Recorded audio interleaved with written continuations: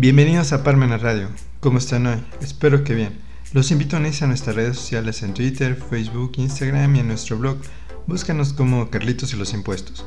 Vamos a empezar el programa de hoy. Sentencia condenatoria a México por prisión preventiva y arraigo. Antes de empezar el programa de hoy me gustaría actualizar la cifra de fallecidos por COVID-19, que de acuerdo a las autoridades son 332,000 personas. En el mundo sigue el conflicto entre Rusia y Ucrania, en donde la constante es que Rusia quiere el territorio de Ucrania, pero este país sigue defendiéndose de esta invasión. Según Rusia, quiere este territorio porque se iba a unir a la OTAN y Rusia sentía que podía ser un peligro si esto sucediera, ya que podían ser invadidos en su territorio a corto o largo plazo. Vamos a empezar el tema de hoy. Sentencia condenatoria a México por prisión preventiva y arraigo. En la actualidad, está permitida la prisión preventiva oficiosa y el arraigo en el Estado de Derecho mexicano. ¿Qué es la prisión preventiva? La prisión preventiva es una figura legal o medida cautelar impuesta por un juez que consiste en privar de forma temporal a una persona de su libertad, mientras se determina si cometió o no el delito. En la actualidad está dividida en México en prisión preventiva oficiosa y prisión preventiva justificada. Prisión preventiva oficiosa. La prisión preventiva automática, o mejor conocida como oficiosa, es el recurso legal con el que se puede encarcelar a las personas inculpadas por un crimen grave sin un juicio y sin sentencia. Prisión preventiva justificada. La prisión preventiva justificada es una medida cautelar en la que, con una serie de evidencias, se puede concluir que, efectivamente, la libertad del imputado implicaría un riesgo para la procuración e impartición de justicia. En la Constitución mexicana está permitida la prisión preventiva oficiosa en el artículo 19 constitucional, que dice: Artículo 19. Ninguna detención ante autoridad judicial podrá exceder de plazo de 72 horas a partir de que el indiciado sea puesto a su disposición sin que se justifique con un auto de vinculación a proceso en el que se expresará el delito que se impute al acusado, el lugar, tiempo y circunstancias de ejecución, así como los datos que establezcan que se ha cometido un hecho que la ley señale como delito y que exista la probabilidad de que el indiciado lo cometió o participó en su comisión. El Ministerio Público solo podrá solicitar al juez la prisión preventiva cuando otras medidas cautelares no sean suficientes para garantizar la comparecencia del imputado en el juicio, el desarrollo de la investigación, la protección de la víctima, de los testigos o de la comunidad, así como cuando el imputado esté siendo procesado o haya sido sentenciado previamente por la comisión de un delito doloso. El juez ordenará prisión preventiva oficiosamente en los casos de abuso o violencia sexual contra menores, delincuencia organizada, homicidio doloso, feminicidio, violación, secuestro, trata de personas, robo de casa-habitación, uso de programas sociales con fines electorales, corrupción tratándose de los delitos de enriquecimiento ilícito y ejercicio abusivo de funciones, robo al transporte de carga en cualquiera de sus modalidades, delitos en materia de hidrocarburos, petrolíferos o petroquímicos, delitos en materia de desaparición forzada de personas y desaparición cometida por particulares, delitos cometidos con medios violentos como armas y explosivos, delitos en materia de armas de fuego y explosivos de uso exclusivo del Ejército, la Armada y la Fuerza Aérea, así como los delitos graves que determine la ley en contra de la seguridad de la nación, el libre desarrollo de la personalidad y de la salud. La prisión preventiva oficiosa está permitida en la Constitución mexicana, en donde tan solo porque el Ministerio Público así lo requiera por alguno de los delitos oficiosos que se establecen en este catálogo, el probable responsable de algún delito será privado de su libertad de forma inmediata para continuar su proceso en la cárcel hasta que le dicten sentencia. ¿Qué es el arraigo? El término arraigo significa fijar, sujetar algo o a alguien a un lugar. La ley permite que el Ministerio Público, en la investigación de un delito e integración de una averiguación, pueda solicitar a un juez la orden para impedir que un sujeto salga de un lugar determinado. En la Constitución mexicana está establecido esta figura de arraigo en el artículo 16 constitucional, que establece: la autoridad judicial, a petición del Ministerio Público y tratándose de delitos de delincuencia organizada, podrá decretar el arraigo de una persona con las modalidades de lugar, tiempo que la ley señale, sin que pueda exceder de 40 días, siempre que sea necesario para el éxito de la investigación, la protección de las personas o bienes jurídicos, o cuando exista riesgo fundado de que el inculpado se sustraiga de la acción de la justicia.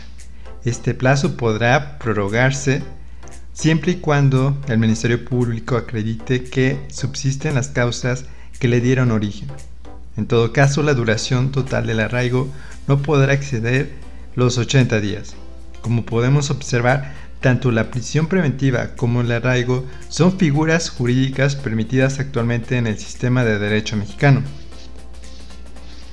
¿Qué relevancia tiene la sentencia interamericana condenatoria a México por prisión preventiva y arraigo? La relevancia es que con esta sentencia el Estado mexicano, que se compone por el Poder Ejecutivo, Poder Legislativo y Judicial, deberán observar que las figuras de prisión preventiva y arraigo van en contra de los derechos humanos, por lo que deberán adecuar el marco jurídico mexicano, es decir, lograr eliminarlas o ajustarlas a los derechos humanos. Vamos a comerciales y regresamos. Ya regresamos. El tema de hoy: la sentencia interamericana condenatoria a México por prisión preventiva y arraigo. El hecho que llevó a dar esta sentencia por parte de la Corte Interamericana de Derechos Humanos fue el siguiente.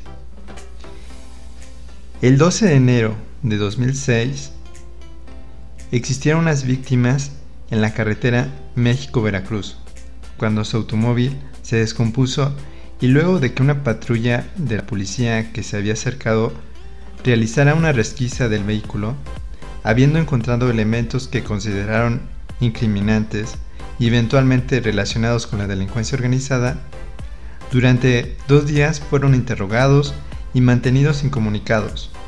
Con posterioridad fue decretada una medida de arraigo que implicó su confinamiento por más de 3 meses, hasta que fue decretada la apertura del proceso penal por el juez de la causa y las víctimas fueron mantenidas en prisión preventiva por un periodo de 2 años y medio aproximadamente. El 16 de octubre de 2008 fue pronunciada la sentencia en firme que absolvió a las víctimas del delito de violación a la Ley Federal contra la Delincuencia Organizada, en la modalidad de terrorismo, y el mismo día fueron liberadas. El caso abordó el análisis de 2 figuras que se encuentran establecidas en la normatividad mexicana, que son el arraigo y la prisión preventiva. Con respecto al arraigo, estableció en el artículo 12 de la Ley Federal contra la Delincuencia Organizada de 1996, así como el artículo 133 bis del Código Federal Procesal Penal de 1999, la Corte consideró que, por tratarse de una medida restrictiva a la libertad de naturaleza preprocesal con fines investigativos, resultaba contraria al contenido de la Convención, en particular, vulneraba los derechos a la libertad personal y a la presunción de inocencia de la persona arraigada. Asimismo, concluyó que el Estado vulneró su obligación de adoptar disposiciones de derecho interno contenida en el artículo 2 de la Convención Americana en relación con el derecho a no ser privado de la libertad arbitrariamente, al control judicial de la privación de la libertad y la razonabilidad del plazo de la prisión preventiva. Al ser oído a la presunción de inocencia y al no declarar contra sí mismo en perjuicio del señor Jorge, Gerardo y Gustavo por la aplicación de esta figura en este caso concreto. En cuanto a la prisión preventiva que fue aplicada en este caso y que era contemplada en el artículo 161 del Código Federal Procesal Penal de 1999, la misma resultaba contraria a la Convención Americana, porque no hacía mención a las finalidades de la prisión preventiva, ni a los peligros procesales que buscaría precaver, ni tampoco a la existencia de hacer un análisis de la necesidad de la medida frente a otras menos lesivas para los derechos de las personas procesadas, como lo serían las medidas alternativas a la prisión de la libertad, es decir, a su privación de libertad. Además, el referido artículo establece preceptivamente la aplicación de la prisión preventiva para los delitos que revisten cierta gravedad una vez establecidos los presupuestos materiales, sin que se lleve a cabo un análisis de la necesidad de la cautela frente a las circunstancias particulares. En esa medida, la Corte concluyó que el Estado mexicano vulneró el derecho a no ser privado de la libertad arbitrariamente, al control judicial de la privación de la libertad y a la presunción de inocencia en perjuicio de las víctimas. En razón de las violaciones declaradas en la sentencia de la Corte Interamericana, ordenó diversas medidas de reparación. La primera, dejar sin efectos en su ordenamiento interno las disposiciones relativas al arraigo de naturaleza preprocesal. 2. Adecuar su ordenamiento jurídico interno sobre prisión preventiva. 3. Realizar las publicaciones y difusiones de la sentencia y su resumen oficial. 4. Realizar un acto público de reconocimiento de responsabilidad internacional. 5. Brindar el tratamiento médico, psicológico, psiquiátrico o psicosocial a las víctimas que así lo soliciten. Y el sexto, pagar las cantidades fijadas en la sentencia por concepto de costas y gastos. ¿Qué significa esta sentencia para la figura de arraigo y prisión preventiva en el Estado de Derecho mexicano? Significa que la Corte emitió una resolución que México deberá aceptar realizar en cuanto a lo que marca esta sentencia. ¿Por qué deberá aceptar esta sentencia? La primera razón, porque el 10 de junio del año 2011 fue publicada en el Diario Oficial de la Federación una de las modificaciones más importantes en materia de derechos humanos que en particular estableció en el artículo primero, que menciona: en los Estados Unidos mexicanos, todas las personas gozarán de los derechos humanos reconocidos en la Constitución y en los tratados internacionales de los que el Estado mexicano se aparta, así como de las garantías para su protección. La segunda razón, porque al finalizar la Segunda Guerra Mundial se comenzaron a generar sistemas de protección internacional para los derechos humanos, tanto en Naciones Unidas como en Europa, América y África. En América, la protección regional surgió en el seno de la Organización de Estados Americanos, OEA, en donde se aprobó la Declaración y Deberes del Hombre en 1948 y más tarde, en 1956, se creó la Comisión Interamericana de Derechos Humanos, cuya sede se ubica en Washington, D.C., como órgano encargado de vigilar la protección de derechos humanos. Está integrada por 7 miembros que actúan a título personal y que deben ser de diferente nacionalidad y partes de la región. Para cumplir con sus labores, puede realizar visitas con la autorización de alguno de los estados de la OEA. También se han generado relatorias temáticas sobre cuestiones que se han considerado prioritarias en la región. Asimismo, en ese año 1965 se puede conocer denuncias nombradas peticiones individuales de personas sobre la violación de algún derecho humano. En 1969 fue aprobado el Tratado Base del Sistema la Convención Americana de Derechos Humanos, que contempla tanto la protección de derechos como el mecanismo de protección de los mismos. Además, la Comisión Interamericana dispuso la creación y funcionamiento de la Corte Interamericana de Derechos Humanos, que se instauró en 1979, la cual tiene su sede en San José, Costa Rica. El Tribunal Interamericano está integrado por 7 jueces que actúan a título personal y deben ser de diferentes nacionalidades y partes de la región. Tiene una facultad consultiva acerca de la interpretación de la Convención Americana o de algún tratado internacional de derechos humanos que sea parte en un estado americano. Igualmente, tiene una competencia contenciosa que deriva de los casos individuales que le remita a la Comisión Interamericana sobre la violación de derechos humanos. Para ello, el estado sobre el que verse el caso debe ser parte de la Convención Americana y haber aceptado la competencia contenciosa del Tribunal Interamericano. México la aceptó en 1998. La Corte Interamericana, en su caso, emite sentencias en las que puede determinar la responsabilidad internacional del Estado por la violación de derechos humanos y, en su caso, establecer medidas de reparación del daño a las víctimas.